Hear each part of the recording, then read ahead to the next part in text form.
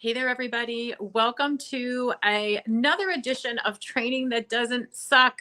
Hello, I am Susan Gatti. I am the founder of the Disruptive Spark Training Formula, and we care a lot about how you use your information to help your participants to actually achieve their goals, their dreams, their big desires, whatever it is that we're working on. And today we're coming to you and bringing a really, really fun topic that I think you're going to enjoy. We're doing a makeover, right? So this is going to be a makeover on a journal that was created so that someone who works for me, Holly, if you're out there, say hello. Holly's on my accounting team, but she's also a business owner. She also owns quite a few properties, and some she rents out.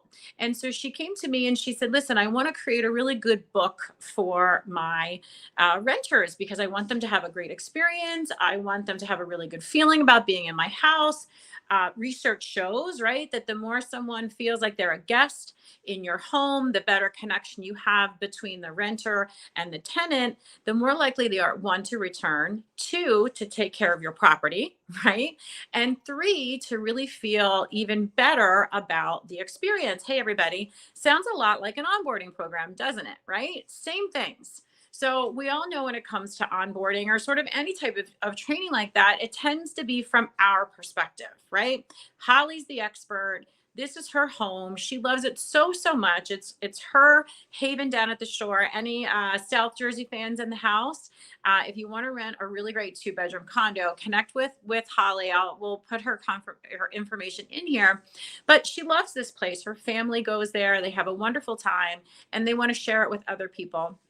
And they want to share what they know and love about Ocean City, New Jersey. So she had this great idea for a welcome guest book. Any of you out there have ever received anything like that, or have ever been a part of anything like that?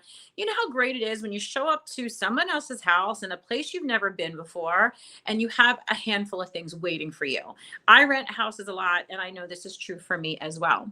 So in this instance, instead of the first thing you normally do is just collect a whole bunch of information. And the idea is I'm just going to share with them everything that I want to know. And that's pretty true for what we do as training. We have good intentions, right? We know the experience that we want to create. And we believe that us giving everybody the information that we have is going to be really helpful to them. But that's actually not true. It's actually completely opposite. It's actually not the information you have at all that is the most value you have to share. So I hope that's something brand new for you. If that's brand new for you, tell me in the comments, because I believe that a lot of people are led to believe that everything you know is the most important thing, and you should share all the things that you know with everyone, right? There's a whole lot of things wrong in there, but the one we're going to focus on today is how can we help you to become the most powerful version of yourself with your information. And I'm going to show you, it always starts in the beginning, right? So we have our ideas, we start writing our notes. This is very typical in my world. This is very typical of what Holly did or many of you do when you first get started. We just simply start writing everything down, right? Then it starts to get a little bit more organized, which is really cool. And then all of a sudden you're adding like some really fun things to it. So I want to show you the progression. I'm going to take you into my office to see if I've never done this before. We're going to see if this works.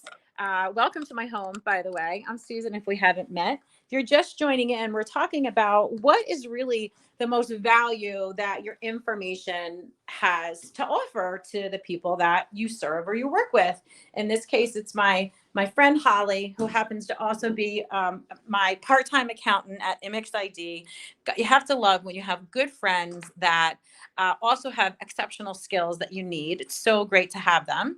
So now we're back in my office because I want to show you Holly's book, because it really is very good. And we had this awesome session where I spent time just showing her a couple of simple tweaks that she could make to take the information she had created and to make it even better. So I'm going to see if I can pull myself out of this one stream. I'm going to add myself in over here.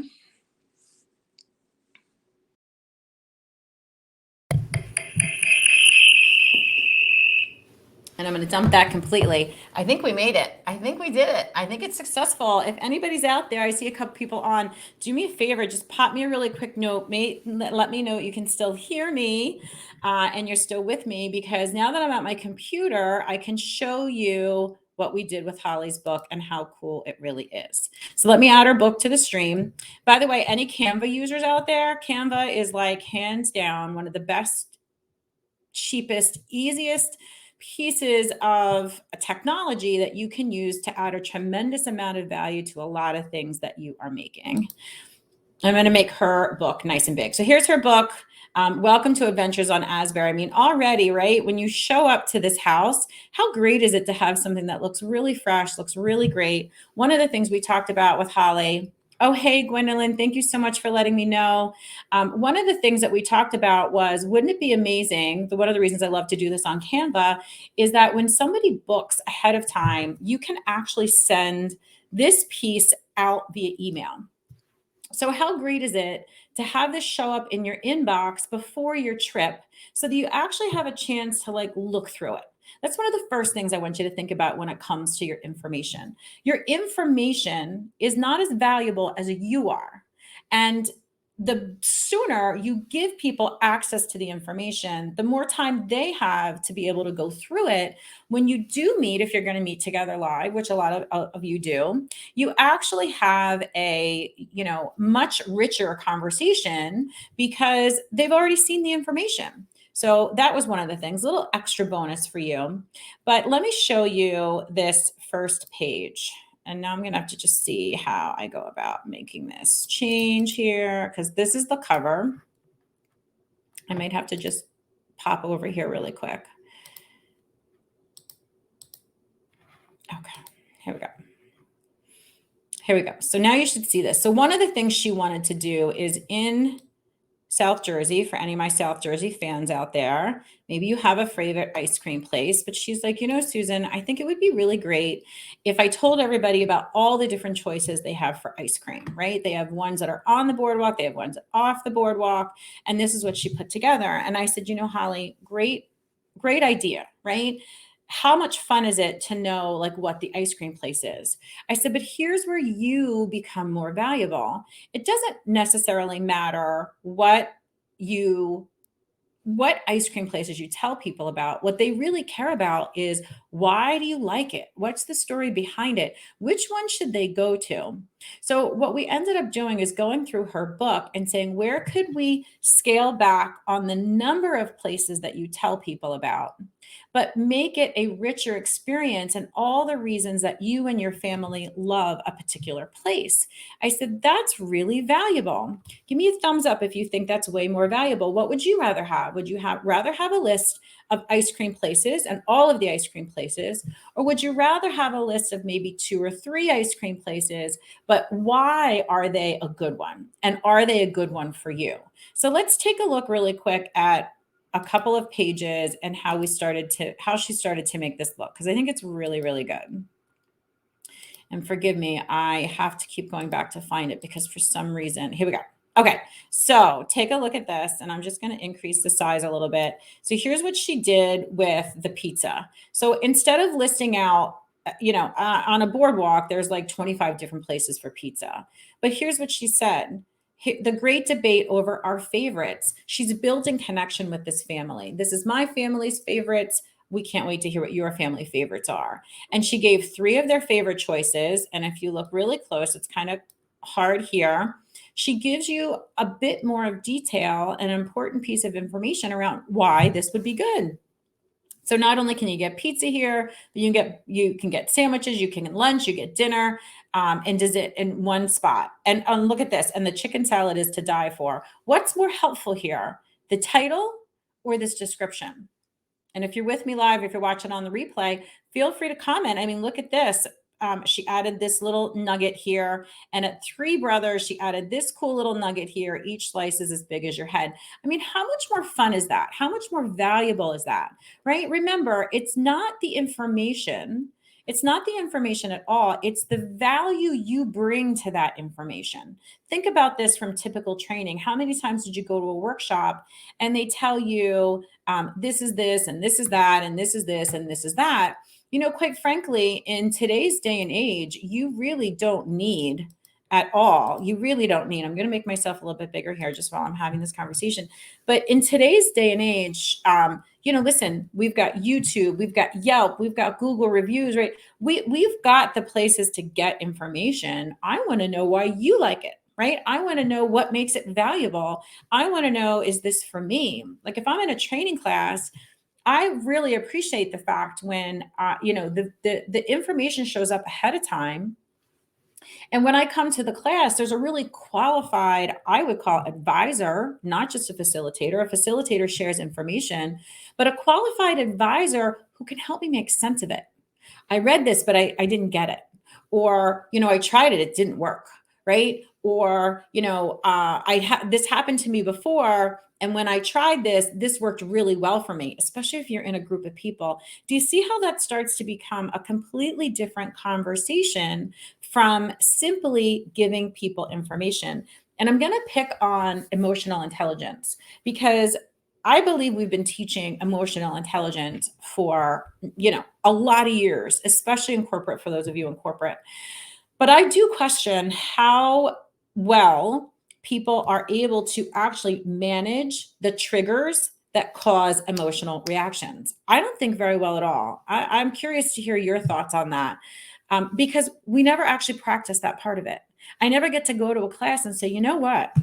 When I was driving down the highway today and that person cut me off and I wanted to give them the you know what, or I gave them the you know what, I didn't know how to make that any different. Like I get it was a trigger, right? I get it wasn't, maybe my best example of being emotionally in charge of myself, but I have no idea what to do with that. Where do you go for those types of conversation? That's the value you bring when you're the advisor with the right information. So I hope that really is helpful to you because I feel like, it's really time to make a huge shift in, what it is, these training experiences that we're creating for people. Because the difference between understanding a term, right, and being able to, I wanted to show you one more thing, right, and being able to make sense of a behavior or an experience or a reason something didn't work. Can't tell you how many companies I go into like, oh, Susan, that doesn't work. Okay, how many times did you try it? Once. And we never tried again. Honestly, it never works the first time. Not very well anyway, and not the way you thought. I've done some other really great trainings on, on that. You can go look at those. But let's wrap up this session really quick. I want to show you one more because here's what happens as you start to learn a skill and then start getting really good at it. Just overall, look at how much fun this page is, right? And it's not just donuts now, it's delicious donuts. And here's our three favorite places, but this is absolutely adorable. Look at, there's 155,648 possibilities. What? I want to go check this place out, right? Best cream-filled donut in the land. If you're a cream-filled donut fan, which donut shop do you think you're going to? Right? Fresh and hot donuts and Surrey rentals to work off the calories. It's a hot thing down at the Jersey Shore, these Surrey rentals. So all of a sudden, this page, if you compared it to this page, right? This is nice. This is good. Thank you for telling me this information. But wow, holy cow, I want to go check out a place that has this many possibilities. Gosh, Holly, that's something I never even would have known. Thank you so much for sharing that with me. And quite frankly, the second you start doing that for people, the relationship you create with them is night and day. And remember in the beginning, what's the goal of a book like this? What's the goal of an onboarding book, right? What's the goal of, creating workshop experiences? Or for those of you that are designing programs, what's the goal of what you're creating? It's not to tell people something, right? It's to help them make a transformation. And the only way to do that is to get beyond those initial knowledge pieces and start creating breakthroughs and aha moments. And I never knew that before, or you're a genius, right? That's what they start saying to you. That's the relationship they start creating with you when you help people to take what you know to be true and to make sense of it. So I hope you enjoyed this episode and this makeover. I have to really thank Holly. Holly, thank you so much for allowing me to share your brilliance. I am so proud of Holly. She's up to like 5 properties right now. She's killing it. And for those of you that think that employees with a side hustle is a bad thing, I want to like completely change your mind on that. Because when an employee becomes a business owner, they think exponentially different than they do as somebody that works for someone else. And they bring that with them to work. Remember, we bring everything with us to work, the good, the bad, the ugly, right? So why not help people be even better in their side hustle or whatever it is they're most passionate about? Because the bigger they get someplace else, the bigger they're going to get at work. So I hope you had a great day. Thank you for tuning in to this episode of Training That Doesn't Suck. I am always interested in hearing any topics that you would want to talk about. And I want to invite you to consider building any of your training needs with us. We have everything from how do I just create content? That's our entry level. Our accelerator program is about how do I create a whole program based on my expertise. And of course, the Imix ID side of our company is our custom one-to-one work. I look forward to connecting with each of you. Please feel free to leave me a comment. Tell me what you liked about this. Are you working on some sort of onboarding book? I'd love to hear about it and help you in any way that I can. Gwendolyn, thank you for joining live with me. It was so great to have you. I always feel like when someone's live that I'm actually getting to have a conversation. Take care, everyone. Bye-bye.